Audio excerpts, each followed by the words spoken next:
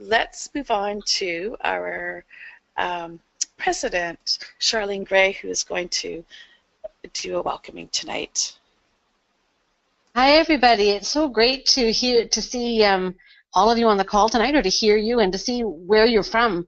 I think this is one of our biggest calls, and that's exciting. And I'm hoping that the current ECE climate is what's brought you to our call tonight. It's exciting times for all of us, and I think the more people that can get engaged in that process, the better. We're really excited to talk about this $25 an hour campaign tonight, and I'm guessing that that's what brought you on the call. I just want to say quickly that our office staff, and currently tonight we have Christine, Emily, and Sean who are facilitating tonight, and I just want to give a big thanks to them because they work after hours to do this.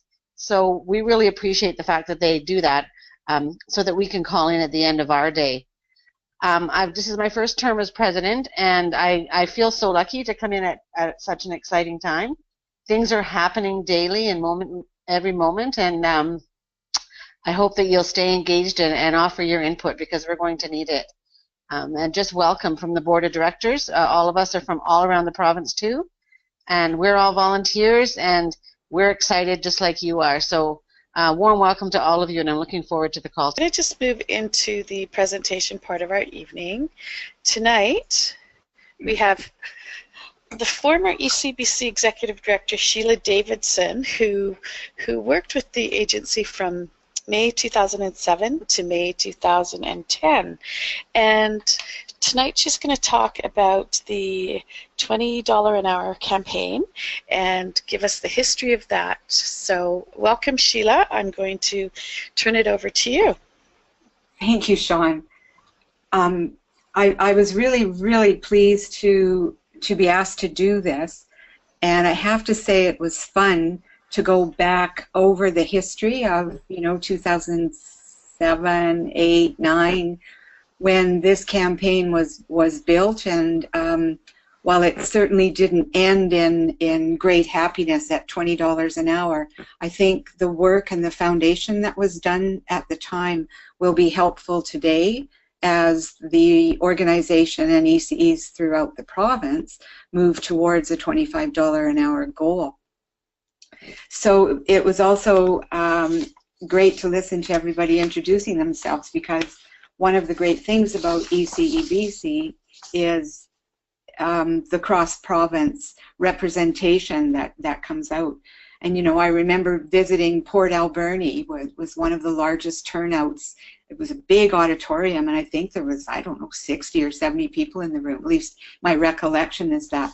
I remember being in Terrace, and people were very quiet for a while, listening intently. Campbell River, though there's nobody on tonight, and I was in Vernon and Kelowna. I mean, it goes on and on. When you start thinking about it, a lot of traveling was done. The Kootenays, Victoria, yeah, on and on. So I was asked to talk about what we tried to accomplish back when I was executive director. And I already said it was interesting to reflect.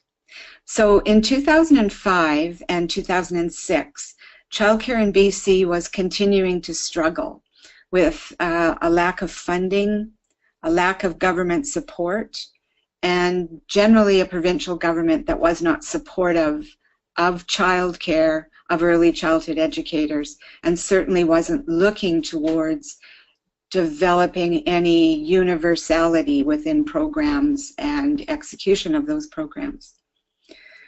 So some gains that had been made during the 1990s, and while this whole situation is not a partisan being, when I talk, I'm not saying this government is better than that government.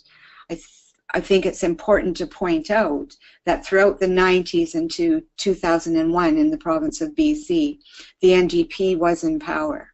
And they did begin through, they started original childcare grants back in the early 90s. They had a caregiver support. I can't remember what it was called. Shar, you might remember. where dollars came into programs to support salaries. It was called the Wage Supplement Grant, Sheila. Thank you very much. I knew you'd remember it. Yeah. Okay. The Wage Supplement Grant, that's right. And while, you know, it wasn't what we had hoped it could be, it still, from a big public policy perspective, was a really important step in recognizing that staff working in programs deserved and needed to make more hourly wage. So during the late 90s and through to about almost 2006, ECEBC went through some very difficult financial times and were forced to lay off all their paid staff. For 5 or 6 years, the organization was run entirely by the board of directors, and they were able to hire, maybe 2004, 2005, a part-time coordinator who worked in, you know, keeping administration, working with the board, keeping the organization moving forward.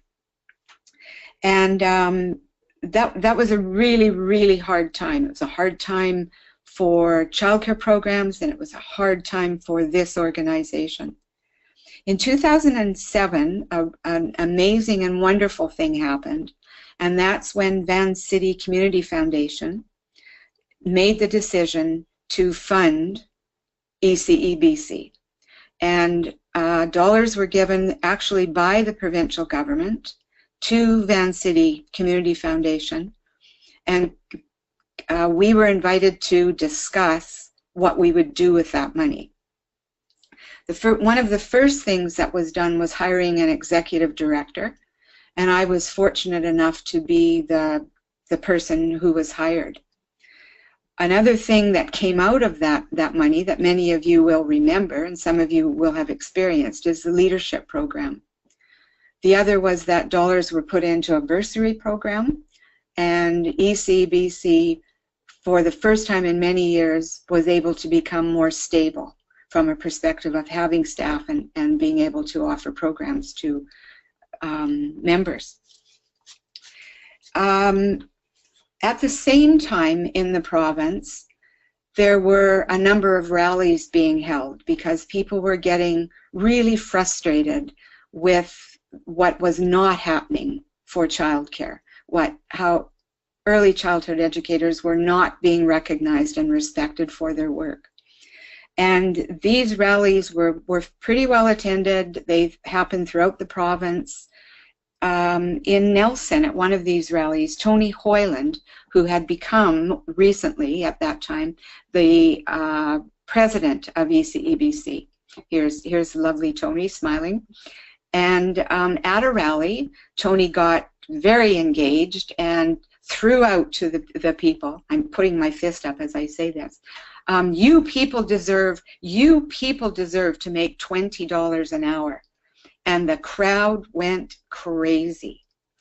And Tony did say to herself, uh-oh, what have I done? But what she did do is bring that back to the board of ECEBC, and a conversation developed. And Tony encouraged the board to take this concept of $20 an hour and deserving of it on as a campaign. I was really, really keen, and the board was keen as well. And so over the next year, in 2007, we developed a strategy, and I went on road trips throughout the province. We worked with branches. Branches helped to establish meeting venues and get invitations out. I did car trips, I did some plane trips to the north, I did lots of ferry trips. I stayed in little tiny hotels and motels across the province. And I met, you know, all you wonderful people and people who were working in the field, doing it for all the right reasons and getting frustrated with not making a decent salary. So what we did is we developed a PowerPoint presentation, and that presentation helped to define the campaign and encourage discussion and feedback from ECEs.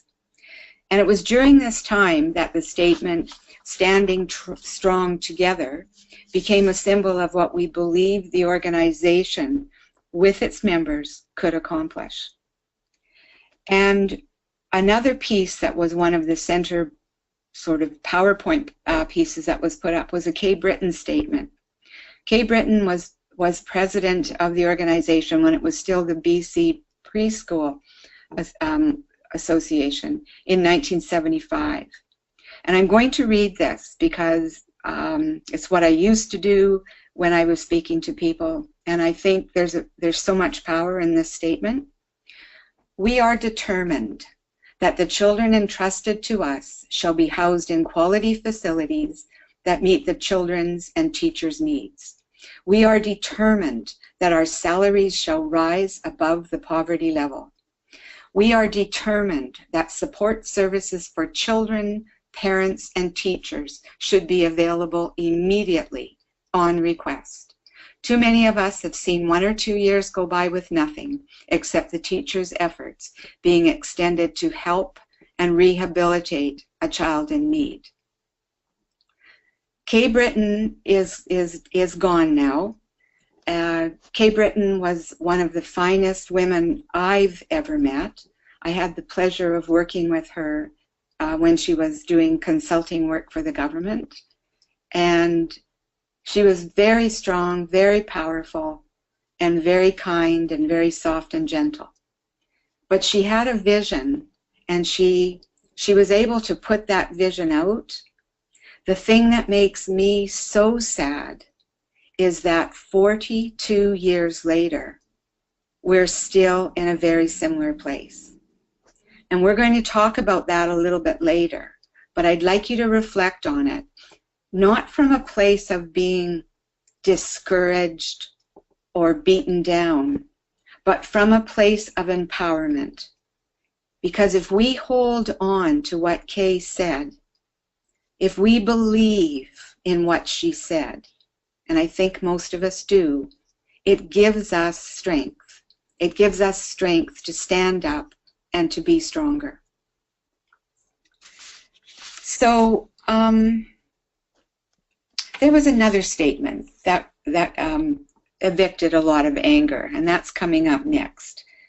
I said it was a rallying point, but it was a sign that was ripped off a telephone pole, and somebody gave it to me at one of the meetings and said, "Sheila, look at this."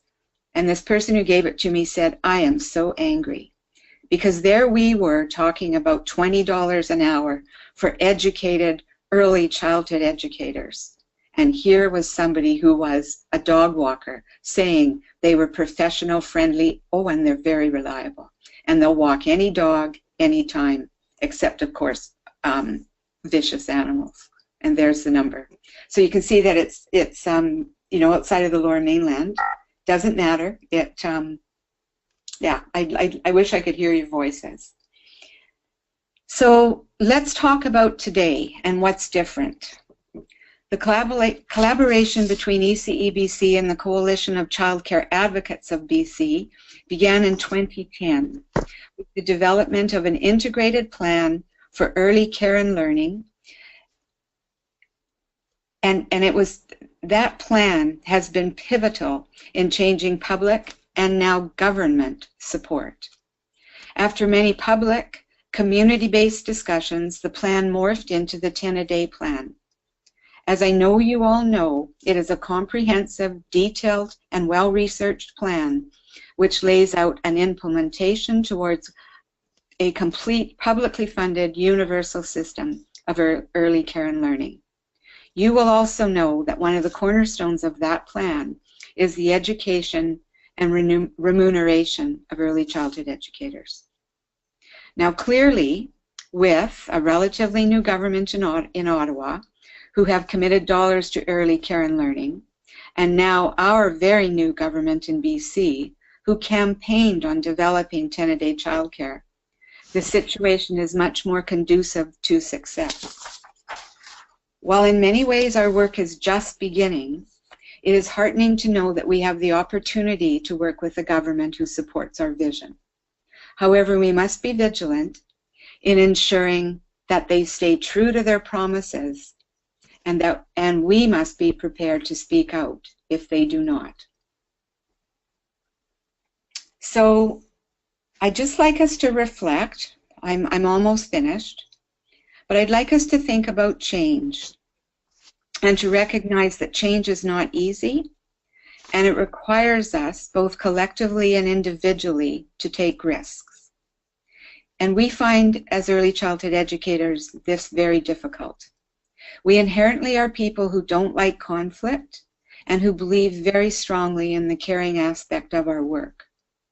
The challenge for us now is to understand that this attitude, while certainly not wrong, has not been successful for our field, both in gaining widespread public support and belief in our work, and most certainly not in receiving appropriate dollars for the work commensurate with our education. I hope I'm making you a little thoughtful and maybe even a little angry, and we can talk about that. While not losing our inherent strength as early childhood educators, we need to find the strength to stand tall and proclaim enough. I will no longer work for a salary that belittles me and my profession. It means telling employers, elected officials, and parents. It also means that sometimes we have to walk away from a job that pays us $11 per hour and move to a place where an employer or society is prepared to pay a larger salary. It's hard and it's scary, and what we have to keep reminding ourselves is that change is not easy. But the past has proven that the status quo doesn't work. So we need to ask ourselves, what is our responsibility? What risk can we take? Are we defeated? And what are we willing to change? My final comment is that we have such a huge opportunity in front of us. We need to stand together, stand all together to ensure that government hears this voice and hears it clearly. And that, again, is one of the reasons that being a member of this organization makes a difference. If we had 10,000 members within this organization, we have a much bigger voice for which we can speak to government. When we have 1,000 members or 1,200 members, when there's so many more on the ECE registry, it's easy for government to say, there's only 1,000 of you, there's only 1,200 of you. And that again comes back to the important statement around standing tall together. I thank you for this opportunity, and I hope I've given you much food for thought. Thank you. Thank you, Sheila. Thank you. Welcome. So Emily is going to speak now, our current executive director. Welcome, Emily. Thanks so much. And I'm not going to spend a lot of time because I think Sheila has really captured a lot of what we wanted to talk about already. But again, I just want to thank Sheila so much. Always been an inspiration, a femtor to me. And I remember those early days when the $20 an hour initiative came out in our community, and I had the opportunity to really get deep down around all my fears about approaching, a parent board about my current working conditions. I was managing, I think, 2 or 3 programs by then, and was making $14.50 an hour. I'll never forget that. Raising my 2 sons on my own, going home often in tears because I couldn't afford sometimes my groceries or even to take my kids to the dentist on a regular basis. And through that initiative, I was able to go to my board of directors and talk about that with them and tell them that, you know, I actually am worth it.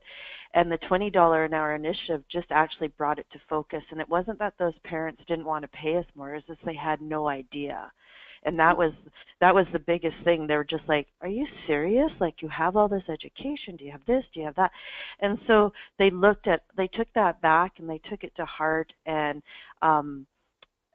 we started the process of moving up to $20 an hour that those budgets, that became policy, that it was being reviewed annually and all of those things.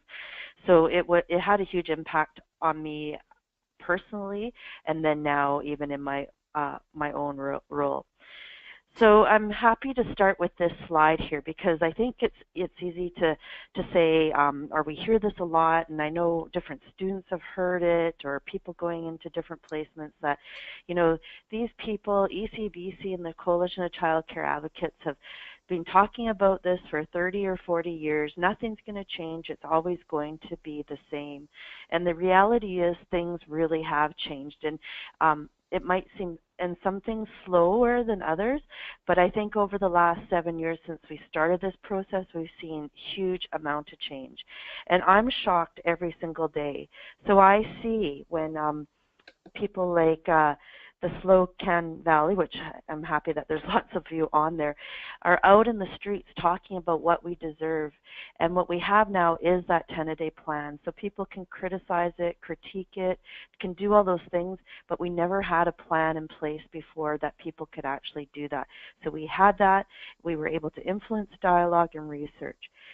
As Sheila said, we have a political commitment. We had by the end of this last provincial election, every single party had a dedicated platform around childcare up to the very end.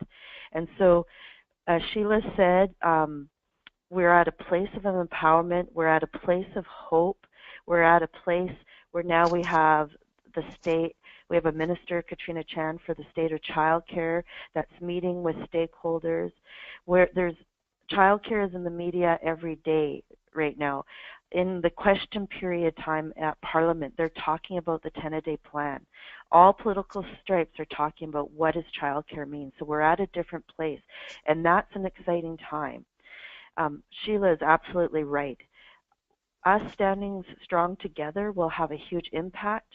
Our work today, we think we've done a lot of work, and people have definitely throughout the province, and early childhood educators have had a big piece of this because they've gone to their communities, they've talked about the 10-a-day plan, and they've gotten people to understand and to endorse that plan.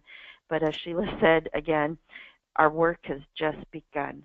And so as government is starting to take on this information, deciding on how they're going to implement it, we know as a sector that nothing can be done unless the sector itself is actually supported.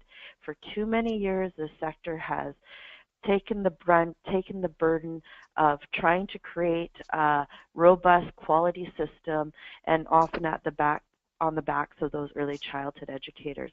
So this is, as an organization, as your organization, is our time to continue that influencing of government, of the community, of voices to say, what do we need? We need to solve this crisis, and part of solving that crisis is supporting the sector itself.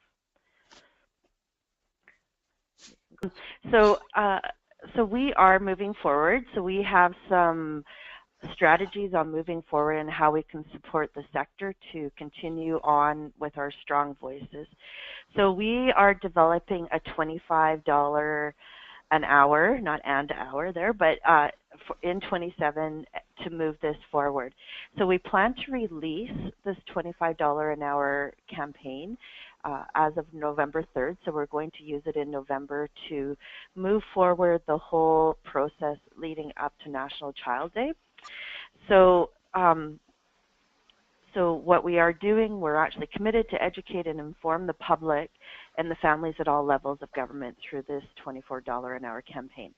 So what we are hoping to do is get some input and about how we should go about that, because things are definitely different than what they were when the $20 an hour campaign came out. We do have a government that's saying that they're willing to support the sector and to move forward.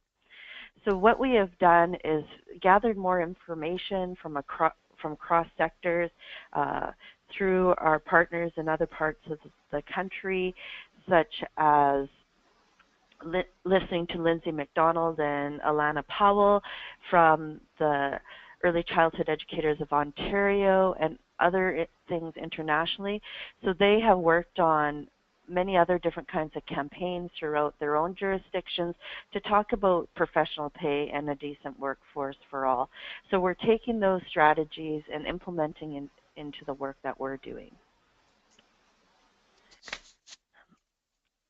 And so through some of our surveys, more recent surveys that we are doing, there's some really big things that have continually been brought out for many years through all the surveys. But 43, as you can see here, 43% of our respondents reported wages and benefits to be among the biggest challenges they face, not only at a personal level, but definitely within people that are managing and running programs have a huge problem trying to secure early childhood educators, and then the retention of staying in the sector continues to be a real challenge. So not only do we notice that people are that we talked about this as being that we are in a crisis, but really it's excelled to this chaos. So today there was a media release today of another small community talking about how they're going to close their programs because they just can't get early childhood educators there. So this is it's across province. It's not one over another. It's everywhere.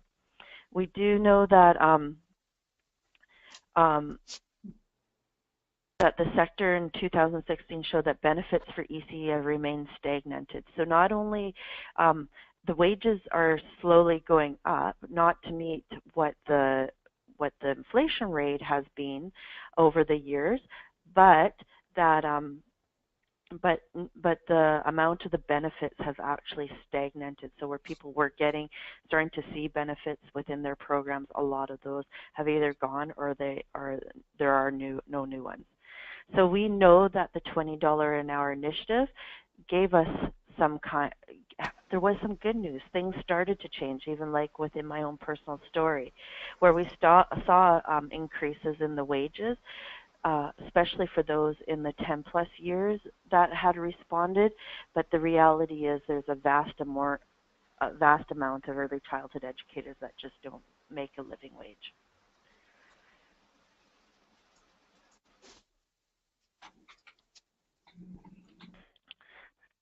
So you can see here that over 60% of the respondents make less than $21 an hour, and that is significant if you think of the living wage throughout the province. It's quite huge on it throughout the. So early childhood educators, and we know, like I know I'm talking to the people that understand this, actually can't even afford their own child care in the programs that they're even working in.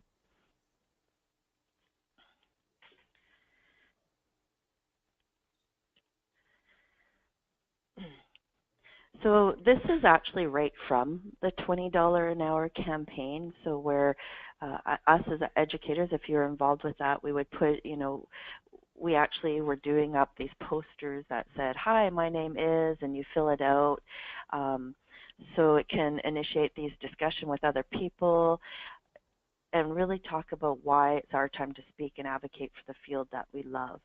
So we're asking, like the $20 an hour, and then to update it to continue to do this. We want to have this $25 an hour plus benefit campaign that talks about, can we talk about this at our staff meetings, involve parents in this, get the parents' involvement, talking to people that aren't part of our sector, using social media. So we're developing a whole bunch of tools to ensure that this could be happening within programs and centers and out in community for early childhood educators, particularly our members.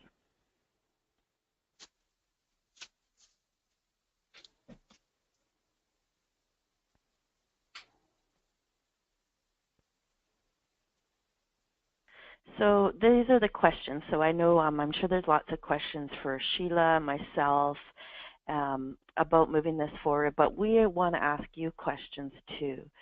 So to move this campaign forward, we want to know, what do you need to know? What supports do you need? Questions or suggestions, and can we count on your support? So those are the few questions, and I'm sure people will have questions for Sheila or comments to today's presentation. We've also initiated a Mythbuster campaign, taking 8 key statements or myths about the 10-a-day plan, and then getting oh, here it is.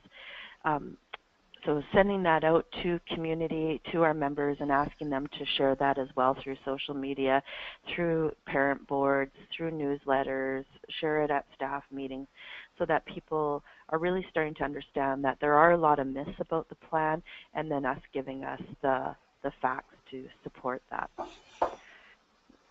So Sean, maybe we could go back to some of those questions at the end there, and then we can open up the phones for people that want to ask myself or Sheila questions.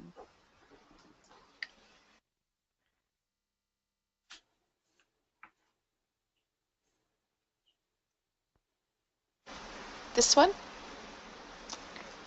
Emily? Yes. Or the, yes. Okay. Thank you.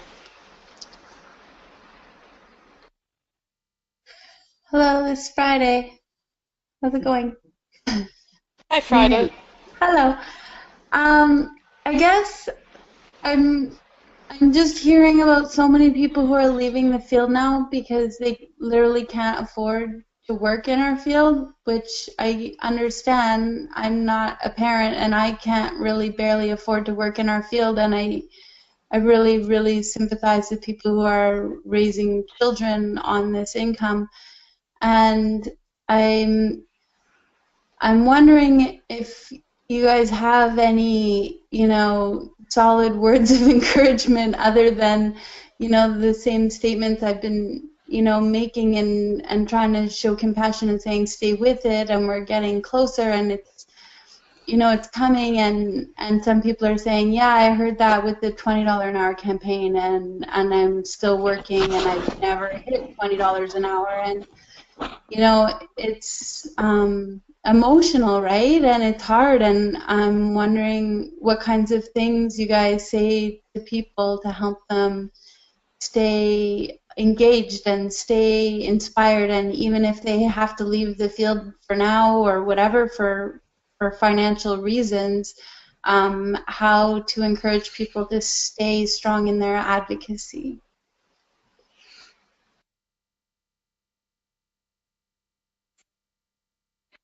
It's Sheila. Hi, Friday. Hello. It's hard. That's the answer. I mean, that isn't the answer, but it's hard. But you already said it. If people can hang on, it is going to get better. Their implementation plans are being developed. I know ECEBC is working on pieces. The coalition is working on an implementation plan that will be shared. There is, we're building in a plan for the cornerstones of it, one being, what happens to, what kind of a wage lift do early childhood educators get. There's discussion with ECEBC about that. We have, I started working in 1974, like that was 43 years ago. And while I've been retired for 7, I'm still involved. I still know what's going on in the field. I still, you know, I hear, I know what's happening. I have never in my life felt so positive as I do right now. The fact that the 10-a-day plan influenced the vote, the provincial vote. We brought votes to the NDP. We had so much power.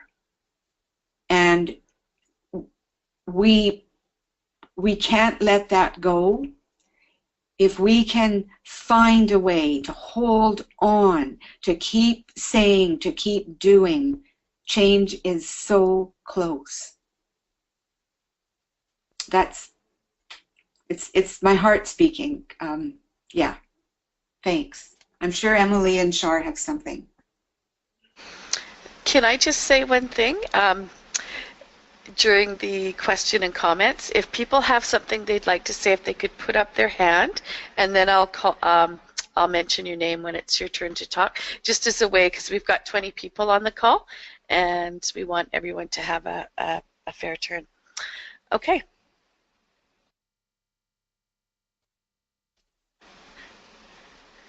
Cindy, did you have a question?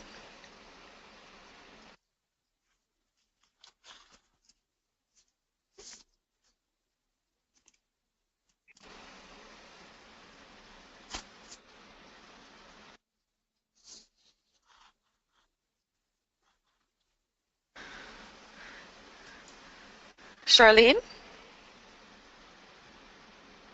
I almost forgot to unmute myself too. Sorry, I was muted. Is Cindy? Did Cindy unmute? Cindy? Yes, I've been talking all sorts of brilliant things while I was speaking. I'll unmute and let Cindy go first. Thank you. Thank you very much. Okay, Cindy, go for it. Yeah, I guess I have more of a comment at this point, and maybe it speaks a little bit to what Friday was talking about. And Sheila, it's nice to hear you speak again. I've, heard you speak a number of times before, and was at the AGM at the ECEBC conference where you presented on the $20 a day plan or wage initiative, and remember how passionately you spoke about the work that ECEBC had done around listening to people around the province, and how when some of the audience struggled with how to come up with the wage, you really spoke to, how are we going to see ourselves in the future if we didn't pick now to start doing something? Where were we going to get to? And I'm not saying it as eloquently as you did, but the message really rang true for me. And it's, when I think about the years in the field that we've been working towards the $10 a day plan and better wages and benefits for educators, I'm so pleased to hear the message of positivity and really thinking about what has been accomplished. I mean, I have entertained comments from family members over the years where it was unshakable. It was just simply, there's no way we can afford it, we can't do it, and really, children need to be at home with their families, and very difficult to move that. With all of the discussions, particularly over this last year or so, with all parties addressing it, we've now got real discussion at a personal level, right? We're hearing, like, the myth busters that are coming out are speaking exactly to those types of questions and concerns and assumptions that are made by people that aren't in the sector, and some that are, that really, I think, are going to make a big difference. So I think the message out there of staying strong and adding to the membership if we can, even when it's hard, and it is hard, that's how we continue to see change happen. So thank you for all the work that's being done. And in terms of what do I need to know, I'm getting it from the membership or from ECEBC. I see you out there and active and speaking on our behalf, and I'm really pleased with that. Thanks, Cindy. Actually, Julie, you'll be up next, and then Shar. Thank you.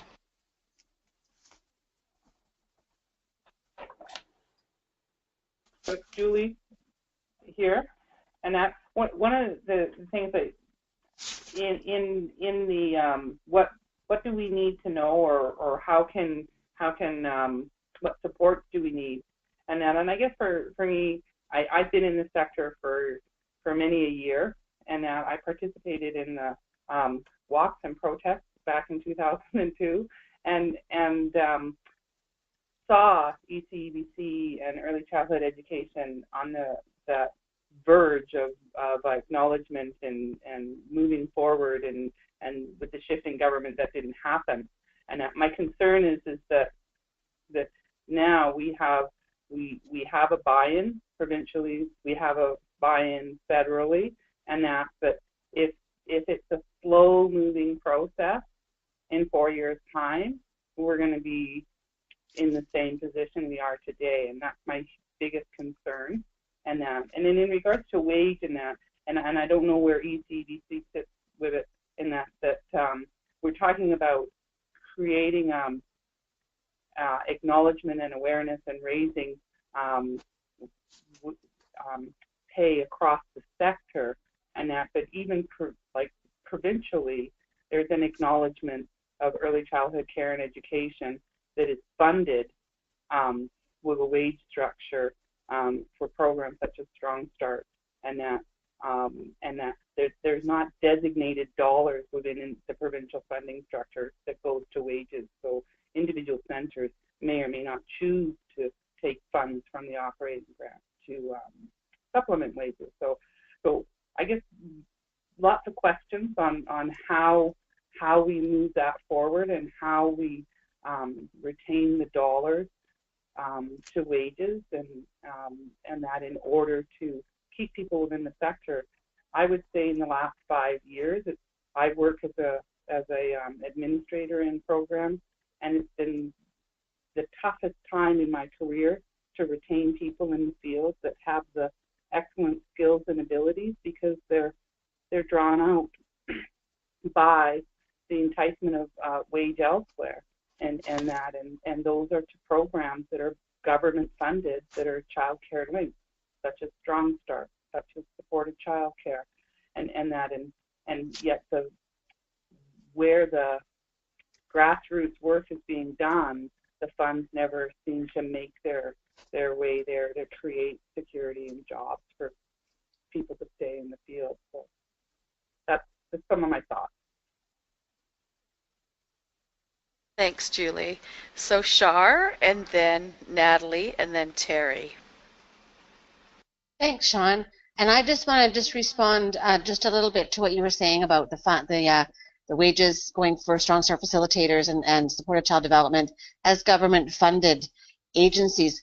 I think we can use that, and I know that we have, as part of the research and evidence that shows that there is a global understanding of the necessity to have quality early childhood care and education. So for us, we've been able to use that a little bit and say, hey, look, it's accepted that an early child educator in a Strong Start program makes a certain wage. So that's part of our, I would say, argument, but I would towards government to just say this is part of what everybody else wants to make. The comment that I wanted to make was about who we are as ECEs and what it is that we do. And Sheila made a good comment about, we just can't say, oh, it's okay, we'll make our own glue today. It's okay, if we don't have enough paper for our program. It's okay if I don't make enough. And we have to stop that. It's an internal dialogue. I was told 30 years ago, it's a good thing you like kids because you're not going to make any money. I would scream if I ever heard any new ECE being told that right now. So there is a paradigm shift. But it doesn't mean we have to give up who we are as ECEs, because what's made a difference for us, and I can speak personally on the work with the $10 a day plan, is the personal relationships that you build and the stories that you tell. Shortly after Minister Chen was appointed, we as ECEBC and the coalition, of course, too, were formulating a plan of how we could meet her and what would we say to her and how would we get a meeting with her. And before we knew it, the phone rang. And here, come and talk to us. We want to meet you. So Emily and I went and sat around a very small table, and we built a relationship with Minister Chen, and the coalition did as well. And we told stories about who educators are and what they're doing. I told how my educators that work for my society are on full subsidy because their children are attending our centers and they can't afford to pay childcare, so they're on full subsidy. So we don't have to give up who we are, and I think it's so incredibly important to keep that positive pressure. So we do not give up the pressure, we stand up strong, but keeping those positive messages, because it's very easy for us to sink back down into, yep, here we go again. And I don't want us to be that way. I want us to think of in a self-fulfilling prophecy is we deserve this, this is how it's going to happen. Speak from your heart and as an ECE, individually with community members, and that's what's going to make a difference. Thanks, Shar. Okay, Natalie? Hi. Shar, you said quite a bit of what I was going to say, but I wanted to say that when Tony Hoyland did that speech and she raised her fist and said, "We deserve $20 an hour," you could see her body shaking, and I took that away with me. And the first thing I did, I went to my executive director and I told her what I had experienced, and she says, "Yes, you deserve $20 an hour." And then I said, "So why can I not be paid $20 an hour?" And she looked at me and she thought, "You're right. You need to be paid that." And with one of my centers, that was when my wages increased.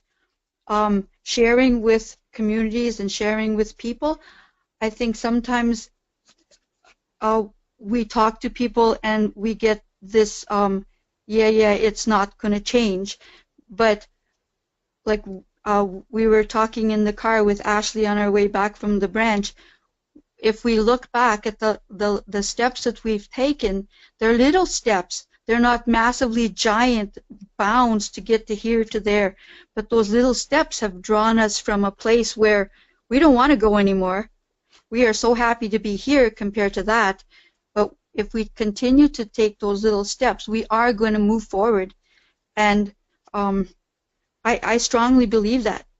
And when we can think of just doing little things, like we wrote, actually we had an article in the Nelson newspaper, and they interviewed me about the 10-a-day plan and the issues we were experiencing.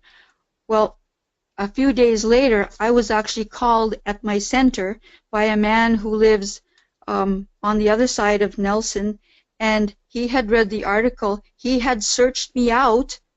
I'm not really sure how he did that, but he called and he said, "I want more information about what you said." So I spent a half an hour at least talking to him about the 10-a-day plan and all the little details that he needed clarification. And at the end of that conversation, I said, "So now you're going to share this information with others?" And he said, "Absolutely, I'm ready." And I guess that example reminded me that sometimes we don't see the result of what we're doing until maybe way later or never. But it is occurring. That's it. Thanks, Natalie. So next would be Terry and then Heather.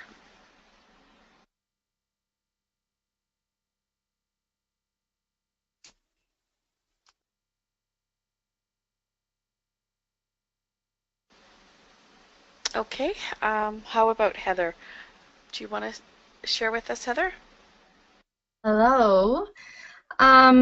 So I'm just wondering, it's great that we have 20 people sitting here and part of the conversation tonight, but really I feel like I would like to see more people involved, and so I'm just wondering how we can encourage and inspire our fellow educators to become part of this campaign and to become members. And then my second question is that sometimes it feels a little intimidating talking to politicians and getting involved politically. And so in terms of what what supports that I would need for myself and my fellow branch members would be just support from ECEBC and resources available in terms of how we sort of take that first step in getting involved politically. This is Friday. Can I answer part of that? Yes. Go for it, Friday. Is that allowed? Yes. Go ahead, please.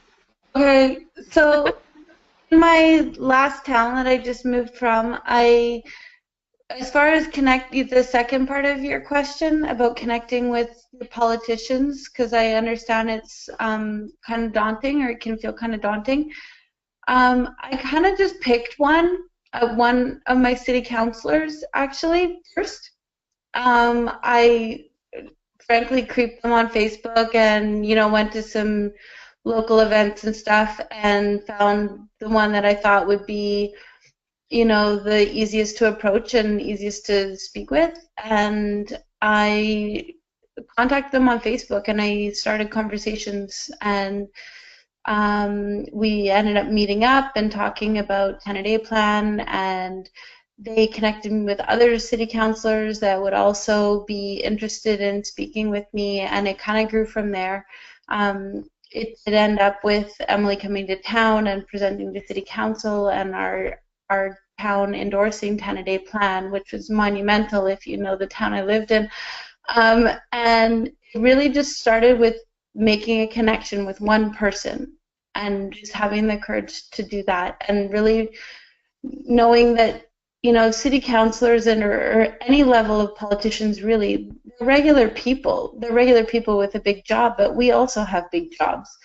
And trying to not get so intimidated and just saying, I'm a person who does something really amazing and I really want to connect with you and share my story. And it actually was incredibly successful, and I learned a lot from it, and they learned a lot from it, and relationships really grew, and community building happened, and it all kind of was at the foundation of 10-a-day.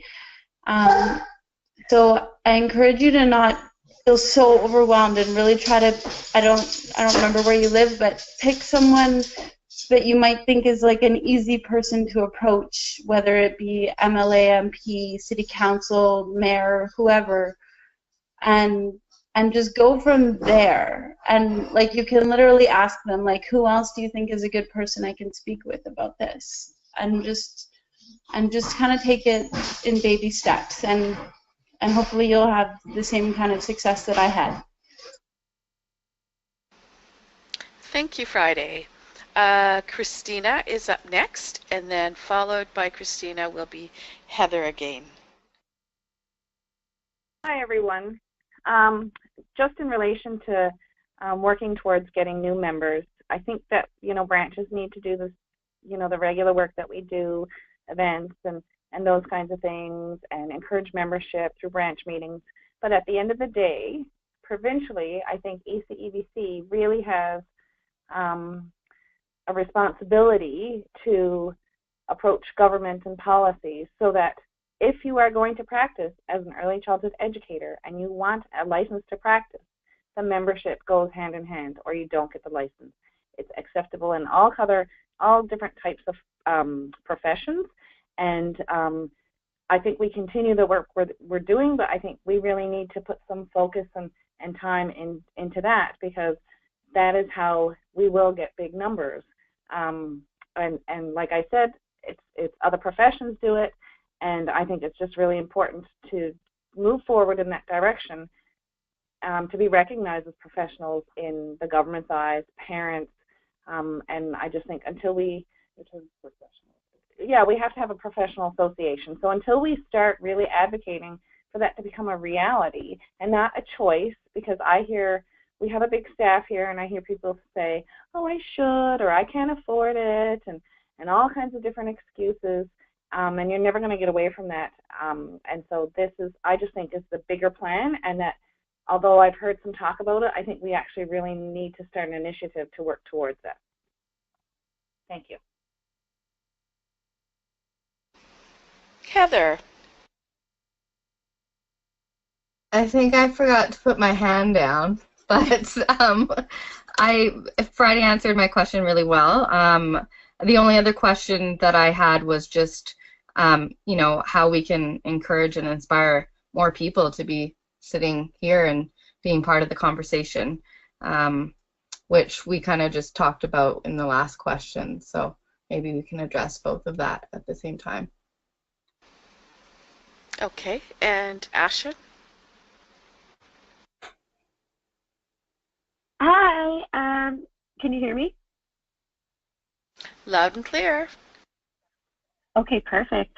I think something that, I mean, I'm a student, and I've always considered myself an advocate for, you know, children, well, since I started working with children, but it's only been since I've gone back to school that I've actually been connected to the right people and the right information to, I guess, improve my knowledge and be able to reach more people.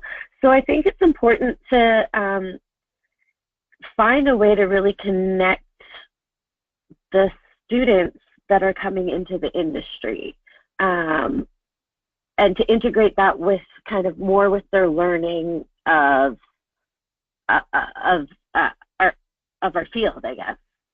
Does that make sense?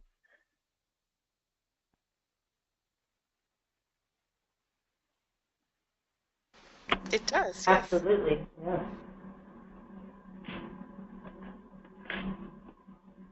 I don't know if that was really a question so much as a comment, but I mean, as a student, I can reach out to my classmates, and it's a good way to, you know, keep the conversation going. And we do learn some stuff, but to really focus on the people who are working towards educating themselves in the industry, because we do need more educators. I mean, retention is one thing, but we also will need more educators to meet the demands.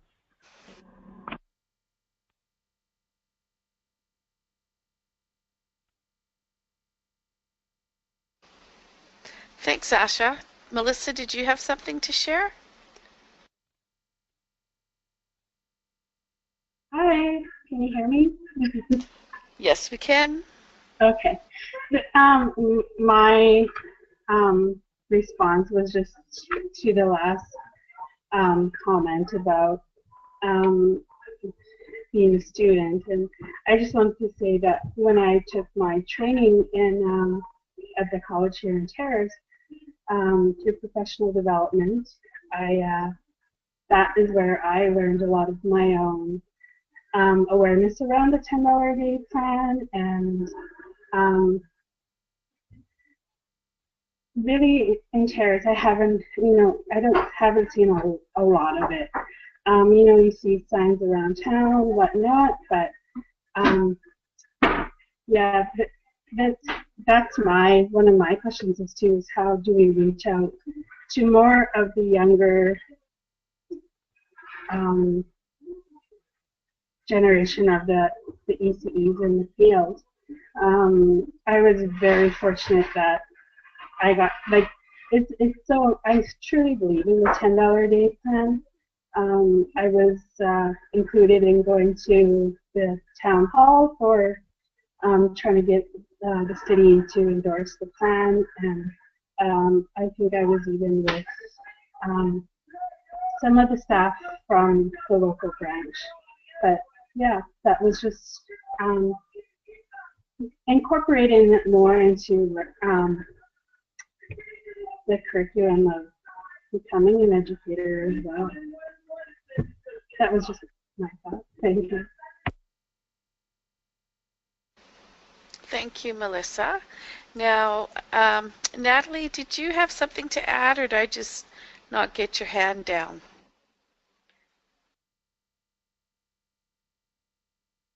No, I didn't have my hand up again. Okay, it just got overlooked. Does anyone have anything to add or comment or share? Lynn, did you have something? No.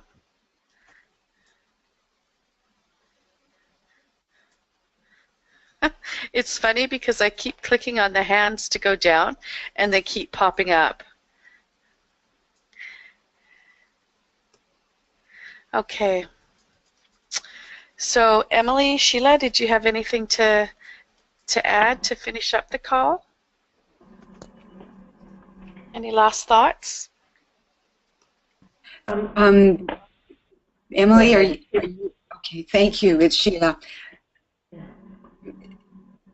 Some of the comments, you know, speak of history and the same kinds of concerns that we've had for a lot of years.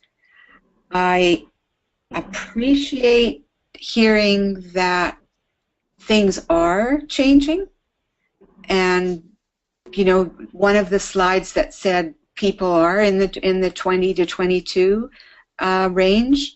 That's good news, and that needs to be celebrated. Somebody, I think it might have been Julie, yes, expressed a concern as funding rolls out that individual centers might choose not to enhance wages. And if the principles of the plan are followed through, individual centers wouldn't have the ability to make that decision themselves. They would be signing an agreement, and they would be receiving funds that would go directly to wage enhancement. So it wouldn't be a negotiating. That negotiating would be done at the provincial level. It wouldn't be done with an individual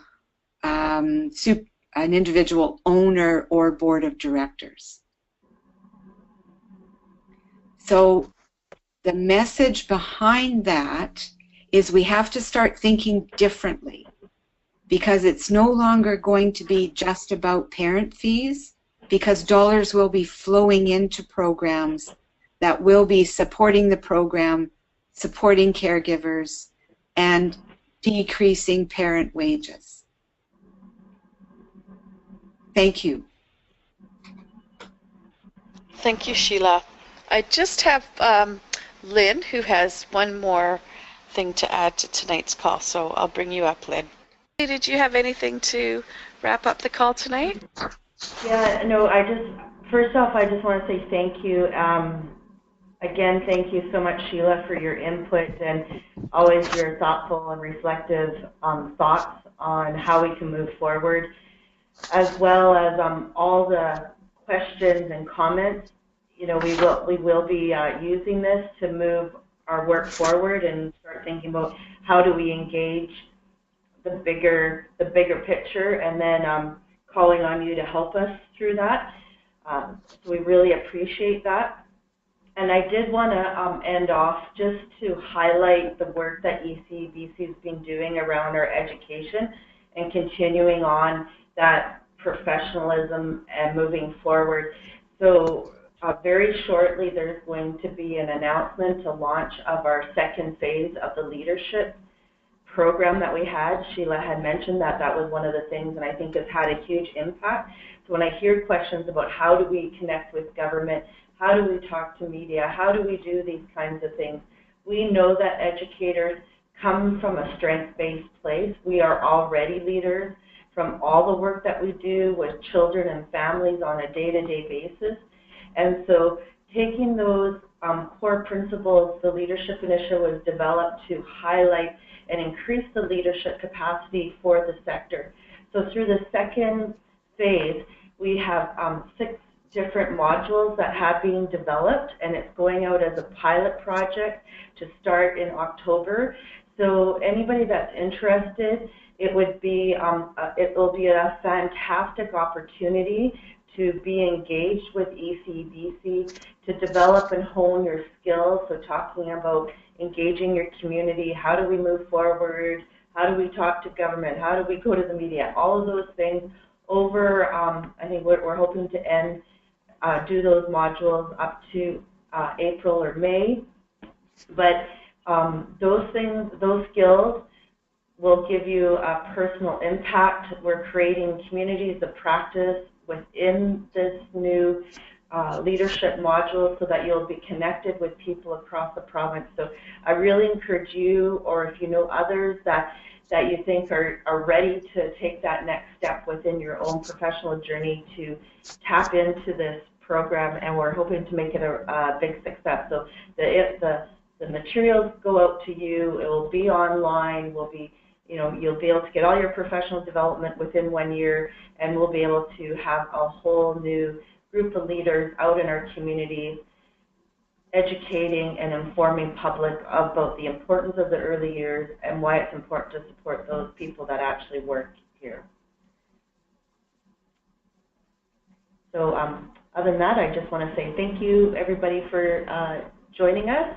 And if you have any more comments or questions, we'd love to hear back from you. Yes, thank you, everybody, for coming on the call tonight. Our next member call is going to be November 15th. It's going to be on a Wednesday this time, and we're going to have Pat Wedge, Executive Director of the Manitoba Child Care Association. So watch for that posting and link in a few weeks. Excuse me. And as I said, the call is recorded tonight, so